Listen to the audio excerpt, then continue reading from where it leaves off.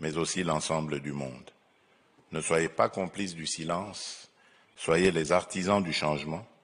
Nous ne pouvons plus nous permettre d'attendre. L'histoire nous observe. Pour le reste, je puis vous assurer que, plus que jamais, le peuple congolais est résolu à défendre et à préserver l'intégrité de son territoire, quel qu'en soit le prix. Je vous remercie.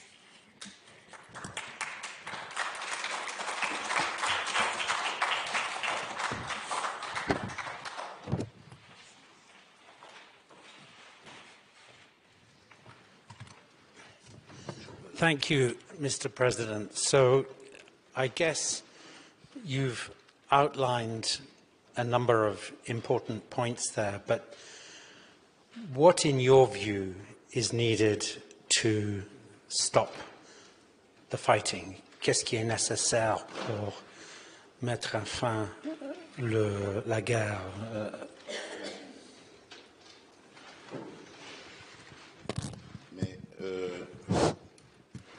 Mais c'est simple. Ce qui est nécessaire, c'est de mettre à l'index le véritable responsable de cette situation, qui est connu, c'est le Rwanda. La communauté internationale s'est pris de pitié, comme nous tous à l'époque, en 1994, lorsque le Rwanda a été victime de génocide. Et cette dernière, la communauté internationale, donc, a demandé à la République démocratique du Congo, à l'époque Zaïre, d'ouvrir ses frontières pour accueillir le flot de réfugiés qui fouillaient le génocide. Et ils sont arrivés par centaines de milliers en République du Zaïre. Et malheureusement, parmi eux, il y avait les coupables du génocide aussi. Plus tard, le Rwanda obtiendra le droit de poursuite de ces génocidaires sur le sol congolais. Incroyable. La communauté internationale a complètement démissionné de sa mission en laissant un État, un régime régler ses comptes. Et il y a eu des massacres de populations entières, y compris des populations congolaises. Et on s'est tué au nom de la culpabilité que la communauté internationale ressentait sur le génocide rwandais. Mais le Congo n'était pas coupable ni complice de ce génocide. Car depuis lors, malheureusement, les malheurs qui étaient au Rwanda se sont invités en République démocratique du Congo. Et depuis 30 ans, l'enfer s'est installé à l'est de la République démocratique du Congo. Et donc, on a laissé faire le Rwanda qui, en venant comme ça, a découvert qu'il y avait la possibilité de déstabiliser d'abord le régime. Donc ils ont déstabilisé le régime du maréchal Mobutu en installant Laurent Désiré Kabila, pensant qu'avec lui, ils pouvaient donc exploiter tranquillement les ressources de la République démocratique du Congo. Mais lorsque Laurent Désiré Kabila s'y est opposé, on l'a abattu pour laisser la place à un autre régime qui, lui, s'est montré beaucoup plus malléable, beaucoup plus compréhensif, celui de Joseph Kabila donc, et a laissé faire, on va dire, beaucoup de choses. Et le Rwanda donc a pris de l'assurance, le Rwanda a développé son économie, renforcé son économie avec le produit des pillages de nos ressources naturelles. Et avec l'œil, le regard complice de la communauté internationale, puisque ces produits, ils les revendaient à des grandes multinationales et à des États qui ont acheté tout ça et conforté la position du Rwanda. Et aujourd'hui, nous avons le résultat qui est là. Il faut que cette communauté internationale accepte de reconnaître ses responsabilités et règle cette question en même temps que nous. You spoke of the risk of a wider regional war. Vous avez évoqué un scénario où la guerre va élargir, il y aura une guerre, si j'ai bien compris, régionale. Comment vous expliquez ça? Tout simplement parce que le Rwanda a des velléités expansionnistes. Depuis quelques années maintenant, le discours du régime rwandais est de dire qu'une partie de la République de l'Est de la République démocratique du Congo, notamment les territoires de Masisi et de Rutshuru, ont jadis appartenu au Rwanda, au royaume du Rwanda. Ce qui est une aberration, ce n'est pas vrai. Mais cela indique très clairement les intentions. En fait, dans le Masisi, il y a une mine dans un lieu, une localité appelée Rubaya, et c'est là qu'on trouve les minerais de coltan et des 3T, les trois matières très prisées, tungstène, étain et tantal. Et ce sont ces trois matières qui entrent dans la composition de toute la production des appareils technologiques de nouvelles gammes et tout ça.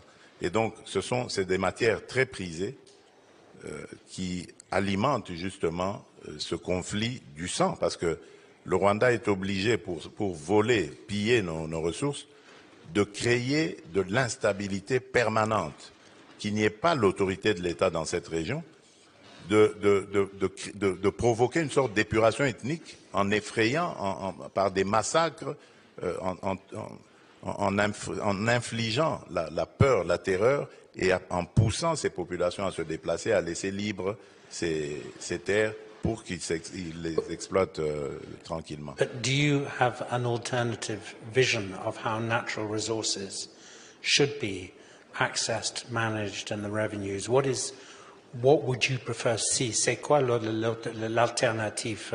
Bien sûr, mais l'alternative, ce sont les investissements. Je crois qu'il faut faire des contrats qui soient transparents avec des firmes qui travaillent dans le domaine, et c'est ce que nous tuons à dire tous les jours. Nous avons d'ailleurs pour cela porté plainte contre la firme Apple, par exemple, qui était un des bénéficiaires de ce trafic illicite. Et depuis lors, ils ont déclaré qu'ils ne traiteraient plus des matières venues ni du Rwanda ni du Congo. Et donc, nous pensons que nous l'avons fait non pas pour punir Apple, mais pour attirer son attention et la diriger vers les autorités compétentes qui peuvent conclure ce genre de contrat en bonne et due forme. Et c'est ça qu'il faut faire. Installer des entreprises qui pourront donc investir et exploiter ces richesses en les produisant et en les transformant sur place au mieux pour créer de la richesse intérieure et créer des emplois. Et c'est comme ça que nous pensons, pacifier la région, parce que tous ces jeunes qui vont venir pour chercher du travail, qui vont entrer dans ce circuit professionnel, ne seront plus attirés par les activités dans les mines ou alors par des activités dans les groupes armés. Donc cela aura l'avantage de ramener une sorte de paix et de stabilité dans la région. Mr. President, you said that the international community had a choice of being spectators or to engage in a responsible manner. And there's a meeting in Addis Ababa, I think today or tomorrow, and then you also have some demain. And then here in Munich, we have some very distinguished leaders from the United States and from the European Union.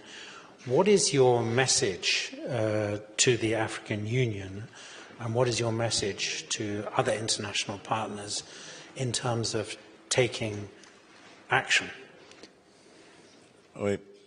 Mais le premier message, puisque vous parlez de l'Union européenne, c'est déjà de lui dire de mettre fin à cet accord scandaleux et inacceptable de rachat des matières précieuses, de matières minières critiques, de l'achat au Rwanda de ces matières matières précieuses.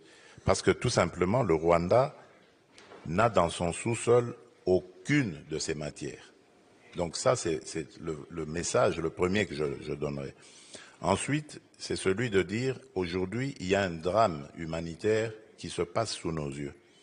Et ces populations qui, déjà, avant la chute de Goma, s'étaient agglutinées autour de la ville de Goma par millions, dans des camps de fortune, ont été sommés de quitter ces camps et de retourner dans leur localité d'origine, sans transport, sans garantie de trouver quoi que ce soit là-bas, parce que leurs champs ont été détruits, les écoles et tout ça.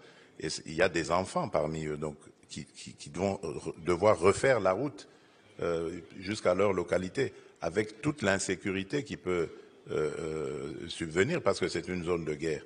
Donc le drame humanitaire que l'on déplorait déjà il y a quelques mois autour de la ville de Goma risque de s'accentuer. Donc il y a une urgence. Ça, c'est ce que je lancerai aussi comme appel. Donc, dans les semaines qui arrivent. Absolument. Même aujourd'hui. Même dans les jours qui arrivent. Il faut très vite intervenir parce que dans leur folie meurtrière, ces envahisseurs ont demandé à toutes ces populations de rentrer sans organiser leur retour. Et il y en a qui ne savent pas où aller et qui ne savent que faire parce qu'il n'y a rien à destination pour vivre. Dans ces camps-là, au moins, il y avait de l'aide humanitaire qui leur permettait de manger et de vivre plus ou moins, même si les conditions n'étaient pas décentes. Mais là, il n'y a rien. Il y a des jours et des jours de marche sans garantie de pouvoir trouver quoi que ce soit pour se nourrir. Alors, et à Addis Ababa? À Addis Abeba, il y a une réunion de la commission paix et sécurité ce soir. Oui. Nous attendrons pour voir ce qu'il y a. La première ministre, chef du gouvernement de la République démocratique du Congo, y est. En tout cas, elle est là pour porter la voix de notre pays. Moi, je suis venu ici pour rencontrer justement les décideurs européens et américains afin que les pressions s'accentuent et pourquoi pas les sanctions même tombent sur le Rwanda. Parce que quand on regarde notre situation à côté de celle de l'Ukraine et de la Russie, on croirait être dans deux mondes différents, oui, alors que c'est pratiquement la même chose. Vous avez l'impression que le monde ignore ce qui se passe. Chez nous, c'est pire parce que c'est un conflit qui date depuis 30 ans maintenant. Bien sûr. Alors que la Russie et l'Ukraine, la guerre est intervenue, on va dire, grosso modo, en 2022, même si déjà depuis 2014, il y avait certaines velléités. Mais quand on voit la rage qu'on a mis à régler les comptes de la Russie par rapport à l'ignorance qu'il y a ou à l'oubli par rapport à notre conflit, il y a lieu de se poser la question de savoir si ce ne sont pas des mesures de deux poids et deux mesures. C'est pour ça que je parlais dans mon panel précédent d'un multilatéralisme qui est en panne, qui a de sérieux problèmes de fonctionnement. Alors, si vous me permettez, Monsieur le Président, je vais inviter des questions, s'il y en a. Y a-t-il des questions à poser au Président? Non? Si. Alors, là, au quatrième rang. Bonjour encore, Monsieur le Président. Moi, je m'appelle Mimefo, journaliste à Deutsche Welle. La question que je voulais poser, c'est sur le M23. Vous avez carrément dit qu'il n'y a pas de discours entre vous et la M23. Est-ce que ça, c'est une bonne stratégie pour la réconciliation et pour trouver des solutions sur la situation en RDC? Ça, c'est ma première question. Et la deuxième question, c'est, vous avez parlé de la nécessité des investissements en RDC, mais il y en a eu. Il y a eu la Chine et d'autres pays aussi ont investi en RDC. Il n'y a pas eu beaucoup de changements au pays en termes de l'éducation, en termes de la route, en termes de l'amélioration de la condition de vie des citoyens. Ce que je voulais demander, c'est qu'est-ce que vous voulez de plus et qu'est-ce qui peut changer la situation dans le pays en ce moment? Merci. Déjà, par rapport à la première question, vous devez savoir que ce n'est pas une question d'ego, une question d'orgueil ou d'arrogance lorsque nous refusons de parler directement avec le M23. D'abord, la première raison, c'est parce que le M23 a massacré des populations et a bombardé des camps de déplacés où il y avait des femmes et des enfants. Ils ont été massacrés. Donc pour nous, c'est un mouvement terroriste. Et on ne négocie pas, on ne discute pas avec les terroristes. La deuxième raison, c'est parce qu'il y a le processus de Nairobi. Le processus de Nairobi règle la question des groupes armés. Et donc, le M23 étant un groupe armé, il est logé à la même enseigne que tous les autres groupes armés évoluant en République démocratique du Congo, et il doit avoir le même traitement, donc il doit rentrer dans ce cadre. La troisième raison, c'est parce que le M23 est un mouvement, j'allais dire, qui est vide de contenu. C'est en fait un supplétif du Rwanda. Le M23 est une sorte de paravent que le Rwanda met, mais en réalité, derrière, c'est l'armée rwandaise et donc le Rwanda qui se bat. La preuve de ce que je dis, c'est que dans le processus de Luanda en Angola, nous avons discuté avec le Rwanda. Si le Rwanda n'avait rien à voir dans ce conflit, pourquoi est-ce qu'il répondait aux invitations du facilitateur pour discuter avec la République démocratique du Congo? Donc vous comprenez que c'est le Rwanda qui se cache derrière et qui envoie un mouvement dit de Congolais qui vont venir à la table des négociations pour parler des intérêts du Rwanda. Alors, autant, nous disons, autant discuter avec le parrain lui-même pour qu'il nous dise c'est quoi ses intérêts, au lieu de perdre notre temps et notre dignité à discuter avec un paravent. Donc voilà la raison pour laquelle nous le disons. Et quand vous dites que ça ne va pas faire avancer, mais si ça va faire avancer la paix, parce que comme je vous l'ai dit, le processus de Nairobi est là, et le processus de Nairobi était justement inspiré pour régler la problématique des groupes armés. Alors, par rapport aux investisseurs, vous avez parlé des Chinois et autres. Vous avez raison. Ça n'a pas ces investissements ou ces exploitations des mines, des minerais congolais avec des contrats chinois ou autres n'ont pas donné grand-chose. Mais vous avez raison. Lorsque je deviens président, justement, en 2019, bon, on a eu malheureusement l'année de Covid qui a paralysé le commerce international pendant à peu près 2 ans, 2020-2021. Mais en 2021, je prends langue avec les Chinois pour leur dire que je n'étais pas d'accord avec la manière dont notre partenariat était entrepris.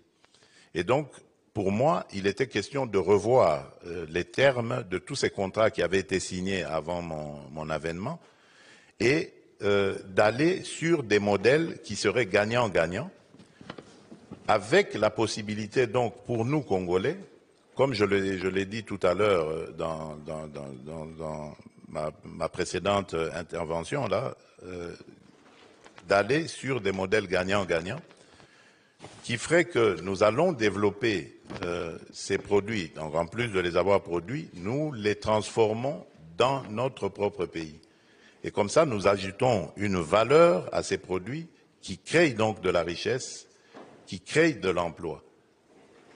Le seul défi que nous avons aujourd'hui, c'est le défi énergétique, parce que ces minerais, vous pouvez vous l'imaginer, demandent beaucoup d'apports en énergie pour pouvoir être extraits du sous-sol et également transformés. Donc nous sommes dans un processus qui va nous amener à ces étapes-là, qui nous permettra de créer une chaîne de valeur à l'intérieur même de notre pays. Et cela, vous verrez, aura un impact positif sur l'économie et le social. Donc c'est un processus qui est entamé. Malheureusement, il va être interrompu de nouveau à cause de ces guerres stupides et injustes qu'on nous impose, parce que nous serons obligés maintenant de mobiliser les ressources que nous avions peut-être préparées ou prévues pour la construction d'infrastructures d'énergie, des infrastructures routières et autres, pour renforcer les capacités de notre armée de défense et ainsi pouvoir faire face à cette agression. Malheureusement, nous perdrons encore du temps, mais ça, évidemment, c'est sûrement l'objectif de l'ennemi, c'est-à-dire nous distraire, nous ralentir, nous déstabiliser pendant que lui, il pille les ressources de notre sous-sol et les vend au plus offrant sous d'autres cieux. Y a-t-il des autres questions? One question, Monsieur le Président, I wanted to ask you is what is your expectation of the Luanda process now? Qu'est-ce que vous souhaitez? Qu'est-ce que vous... c'est quoi l'avenir de... Oui. Maintenant, le processus de Luanda, je crois qu'il connaît quelques turbulences parce que je crois que vous avez suivi l'intervention du président João Lourenço qui va devenir le président en exercice de l'Union africaine et donc qui va avoir un agenda beaucoup plus étoffé, plus dense et qui ne lui permettra pas de continuer à gérer. Mais la question avait été anticipée récemment lors du sommet conjoint entre la East African Community et la SADC. Je dis qu'elle a été anticipée dans le sens où on pensait déjà à ces charges qui vont s'alourdir pour le président João Lourenço et donc voir comment est-ce qu'on peut lui adjoindre d'autres chefs d'État, un ou deux de plus, qui lui permettront donc de manœuvrer plus à l'aise. Et là, comme il se retire carrément, donc ce ne sera plus lui adjoindre des chefs d'État, mais ce sera désigner des chefs d'État qui vont reprendre le relais. Donc le processus n'est pas mort, il est simplement au ralenti. En attendant, j'espère la désignation du président João Lourenço et d'un nouveau facilitateur. Alors, je peux continuer à poser des questions, mais y a-t-il, are there any questions from the floor? Please.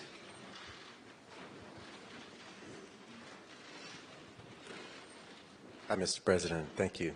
I'm interested in the case that you had with Apple, and I'm wondering if there is future possibilities for public-private sector solutions to the critical minerals problem, and wondering if perhaps the Kimberley process example with conflict diamonds would be a possibility. Oui, moi je pense que vous avez raison et je l'ai déjà dit d'ailleurs, il faut aussi pour les autres minerais, coltan, or, cassitérite, en fait, on peut en citer, il faut peut-être aussi un processus de Kimberley pour ces minerais-là aussi. Je crois que ce serait une bonne chose qui nous permettrait de réguler ce marché. Où il faut une identification par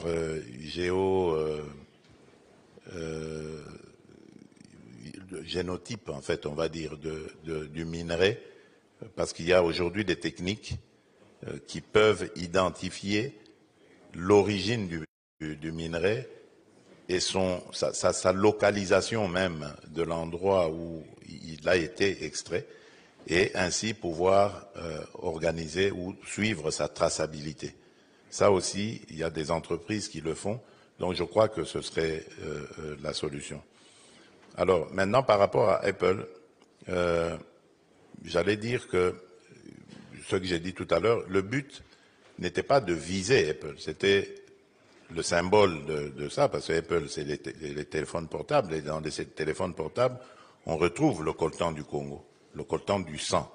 Et le but était de les interpeller pour dire arrêtez ce massacre, parce que avec l'argent que vous mettez dans ce secteur pour acheter des minerais volés à la République démocratique du Congo, vous encouragez les massacres de Congolais, de pauvres Congolais.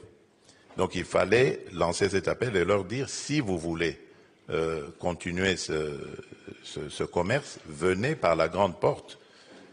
Les autorités de la République démocratique du Congo existent, sont établies légalement, légitimement, et ne demandent que ce genre justement de partenariat. Venez, travaillons ensemble dans un partenariat gagnant-gagnant qui vous permettrait, vous, d'évoluer, de vous épanouir dans vos activités, et à la République aussi d'en faire autant. Donc, c'est comme ça que nous voyons la chose, mais malheureusement, ça ne se passe pas de cette manière-là. Thank you. Other questions from the floor? Monsieur le Président, one question I wanted to ask you was about opposition. You mentioned that you've been president for 6 years and there are elections in the DRC. What about opposition within the DRC? Is that a factor in terms of bringing this conflict to an end or complicating it further? D'abord, la situation de l'opposition, j'allais dire, elle est. Nous trouvons aujourd'hui en République démocratique du Congo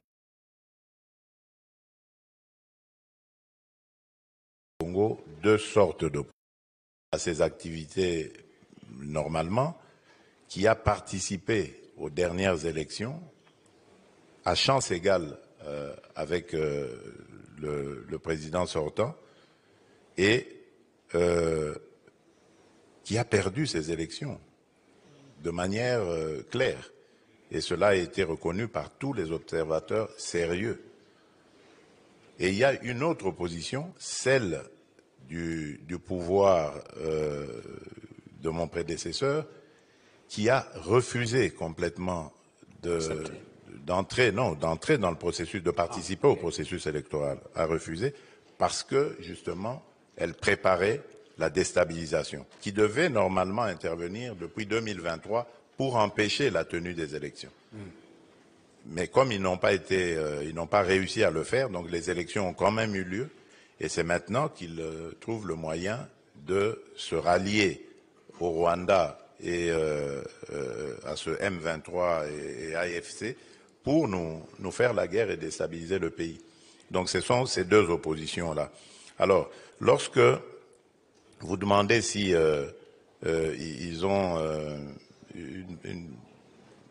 comment vous avez dit ça, une sorte d'influence sur les choses, bien sûr, puisqu'ils ont une capacité de nuisance, ils l'ont démontré.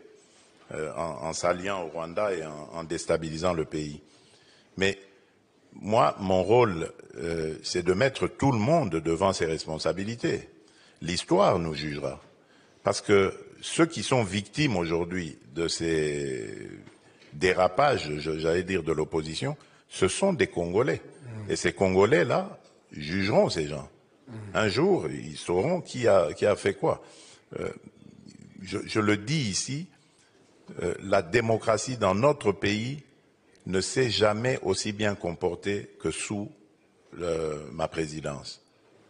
Dans ce pays-là, quand nous étions dans l'opposition, les opposants étaient assassinés. On entrait, le pouvoir envoyait des hordes de policiers, de militaires dans les églises pour abattre des opposants. Les manifestations étaient interdites. À chaque fois qu'il y avait des manifestations, on devait dénombrer des morts. Aujourd'hui, ça n'existe plus. Toutes les manifestations se passent sans encombre. les droits et les libertés sont respectés. Bien entendu, les dérapages sont sanctionnés parce qu'il ne faut pas confondre opposition et anarchie. Donc, ceux qui font de l'anarchie, ils sont convoqués au tribunal et vont se justifier. Donc, je n'ai absolument pas l'impression que l'opposition qui a pris les armes, qui a fomenté avec le Rwanda ce coup contre la République, est dans son bon droit. D'ailleurs, la preuve, c'est que les vrais commanditaires se cachent. Et le vrai commanditaire de cette opposition, c'est mon prédécesseur, c'est Joseph Kabila. Mais il ne l'avoue pas. Il n'assume pas ses actions. Voilà. Well, we're coming to an end. Is there one more question? Because otherwise I would, Mr. President, you know, to end where we started, the human tragedy in your country, the number of people being killed, the number of women in particular who have been victims of sexual violence, the number of displaced, and yet we're living in a moment where availability of humanitarian support is going down, and where there are huge demands on rich countries, you know, for other crises. Have you, in your conversations here in Munich, been talking to Americans, Europeans? I see many leading figures from the Middle East about the need to attract more support in this area and more action. Bon, oui, j'ai parlé à des Américains, des Européens et bientôt même des gens du Moyen-Orient, mais plus diplomatie et politique que humanitaire, parce que je ne pense pas qu'ils avaient des réponses à mes besoins humanitaires. Mais le message est quand même passé parce que j'ai... Ils n'avaient pas de réponse parce qu'ils n'ont pas les moyens ou ils ne sont pas au courant ou... Non, je suppose qu'ils n'ont... Parce qu'ils ne sont pas dans le domaine. Ceux que j'ai vus ne sont pas dans le domaine humanitaire. Ah bon, okay. Voilà. Oui. Mais j'ai fait quand même passer le message pour qu'à leur tour, ils le répercutent auprès de ceux qui ont les moyens de mobiliser, des moyens à mobiliser pour régler le drame humanitaire que vivent nos populations en ce moment. Donc je n'ai pas parlé de ça directement à eux parce qu'ils n'en avaient pas la capacité, quoi. Ok. Bon, alors, il reste à moi de vous remercier, Monsieur le Président. Merci beaucoup d'être parmi nous. Et oui. Je ne sais pas si vous avez un message en finissant ce... Oui, message, oui, un mot de la fin peut-être pour dire, redire que la République démocratique du Congo est en train de vivre un véritable drame. Et ce que vous voyez aujourd'hui, c'est quelque chose qui était vécu depuis 30 ans.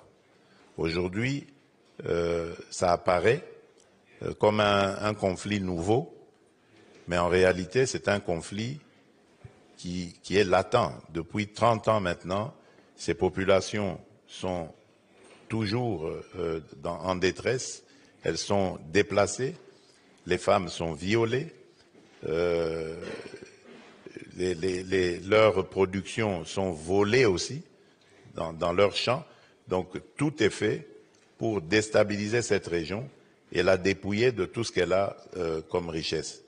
Cela se fait au profit des grandes firmes qui ensuite transforment ces produits en ce que vous voyez ici, que vous achetez ici, c'est-à-dire les téléphones portables, c'est-à-dire votre thé, votre café ou votre cacao, et que sais-je. Donc, il y a plein de produits qui arrivent ici en Occident, qui sont des produits du sang des Congolais, qui meurent de manière innocente, pour la simple faute de vivre sur une terre qui regorge de richesses en son sein. Donc c'est vraiment une injustice qui est flagrante et qui demande à ce que ceux qui se taisent se mettent debout pour réagir.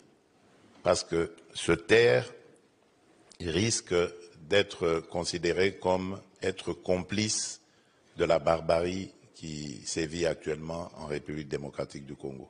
Donc je compte sur chacune et chacun d'entre vous ici qui a le moindre petit pouvoir, soit de passer un message ou soit de prendre une décision à son petit niveau, quel qu'il soit. Ce serait une contribution symbolique, une contribution qui apporterait peut-être des solutions au drame que vivent nos populations à l'est de la République démocratique du Congo. Voilà. Merci, Monsieur le Président.